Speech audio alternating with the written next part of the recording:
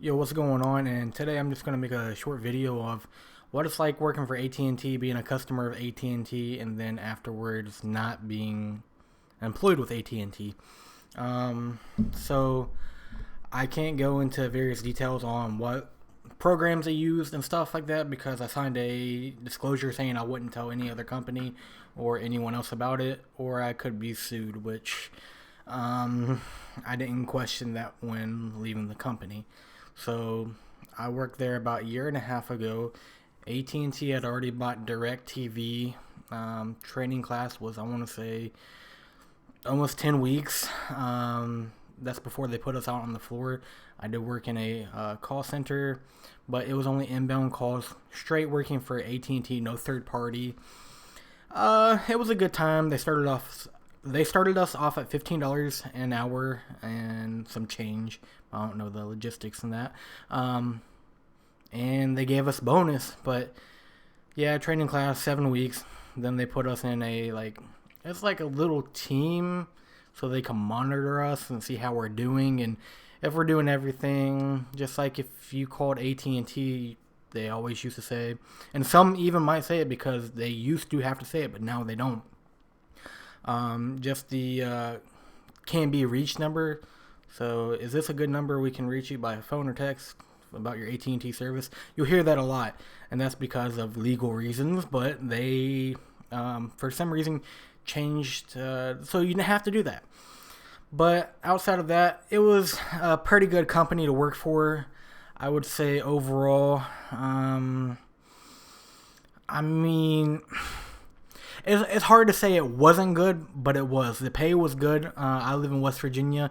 Minimum wage is $8.75, and then to have a job right out the rip with no experience in college at $15 plus bonus, it was amazing at the time. Thinking about it, when I look back on it, sometimes I was like, "Oh man, this is baloney."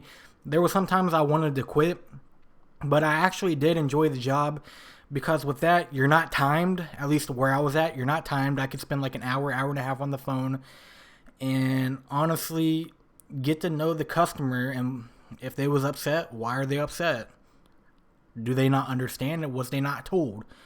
I dealt with DirecTV, the AT&T Uverse, cell phones, internet, online. I done everything. I was everyone's solution basically.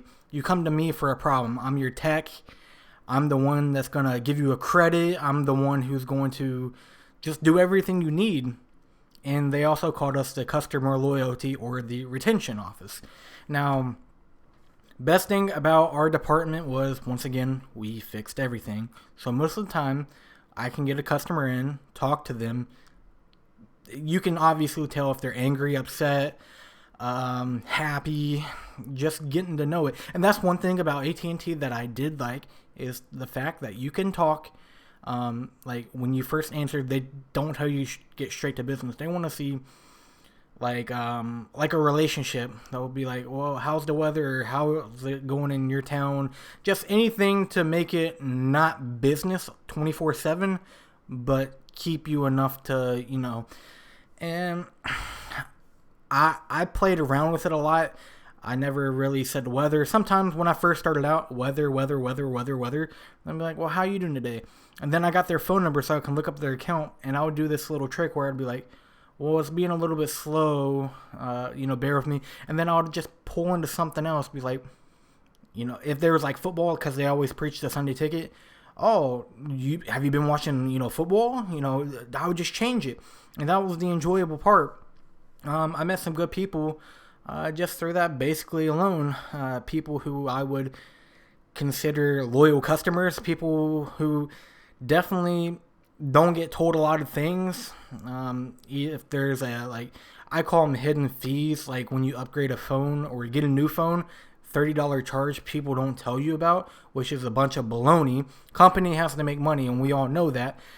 But a lot of the time, representatives isn't going to tell you, yeah, when you get your first bill, you're going to get $30 for every line you add on. Yeah, no one ever told me that. How I knew about that is, well, for one, we was with AT&T before it was AT&T, it was Singular. And then I got a job at a hospital, decided to go my own ways off my parents' plan, got my own with AT&T. had a fee there, but they waived it because of the hospital I worked for. And then going to here, they have, I don't even think I can tell you what it's called legally, but basically it tells you all the articles. They call them articles, but it's like a reference guide to everything. Anything you can think of, they have it, dating back from when they started and when they didn't. But basically, it told the fees, just like if you have certain plans, you don't pay a certain amount. Like if you have an unlimited plan, you'll pay like $40 per phone. But if you have like a regular basic plan, like a gigabyte plan, I should say, for like data, they charge you differently per line. There's a 911 call fee. Everyone has it. Just like on the DirecTV side, there's a package detail, like with sports. If you go up, I think it was select and above, it's a sports fee for your local channels, which is BS in my opinion, but it is what it is. And usually you could give people credit.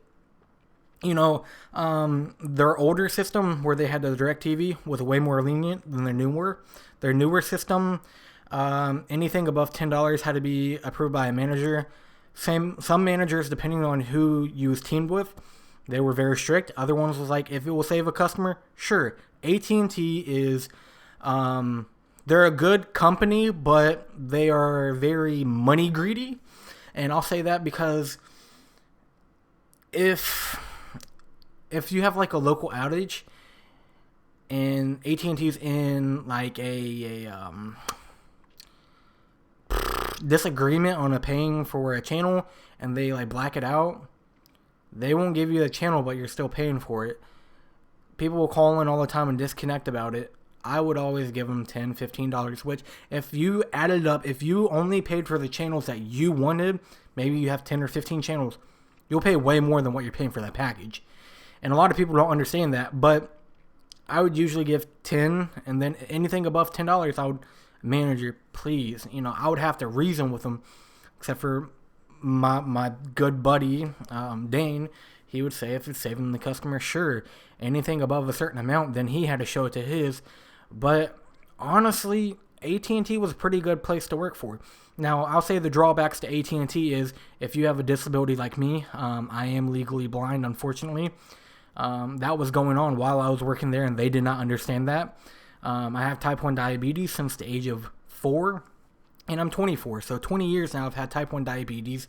I do have kidney disease, stage 3, and I do have heart failure, which I did get a defibrillator put in November of 2020. So I had all of those issues, and I had missed work. And I had a basically like an FLMA, but it's a version with AT&T, and they didn't recognize that, and that's what led us to split ways. They didn't agree with it, and yeah. So basically, I just signed an agreement saying I won't tell their information, but that's just a little bit of the service of AT&T. I mean, they're a pretty good company. They have like stuff all the time. Who can get the most sales? Your customer rates. They call it like when you go to a store or after like a call with them. Maybe like a day or two later, they'll send you a text. How was your, blah, blah, blah.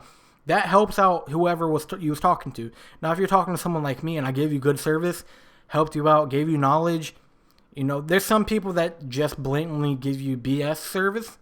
But if you're getting good service, rate it. Give honest feedback on those, because not only does it help the, rep like me, well, whenever I was working there, with like bonuses, but it also improves. If you are garbage and you're not doing your job, they need to know. Your manager will see it. They put them on the boards all the time, good and bad. Don't give a bad survey based upon your service of AT&T and what you think about AT&T. Do it based upon the representative. And that's the one thing that made me so angry, is someone could be so mad at AT&T and they'll give me a bad review when I done nothing to them but tried to help them maybe even change their package, give them an upgraded package with a discount, and then pay less than what they are, and they're still upset. And I get a bad, rap for that. There's ups and downs to it, of course, but just that being said alone, I mean, I liked AT&T. I really do. I miss it. I miss a lot of people there. I've grown to know a lot of people. They know me for a lot of different things. One being sneakers. I love sneakers. Would wear a different pair every day. Um, Ended up actually selling my collection, but that's a whole different topic or video or whatever. But sneakers, just spending time, just like I met a lot of people. There's people from high school I knew, but also a lot of new people. A lot of people I've never thought I would meet. Coming from age, there's older people there up in their 60s, and they love it, and it was a good place to work for. Besides the fact that they're sort of different whenever it comes to like a disability, and that's the thing that like really kills me is with the disability part.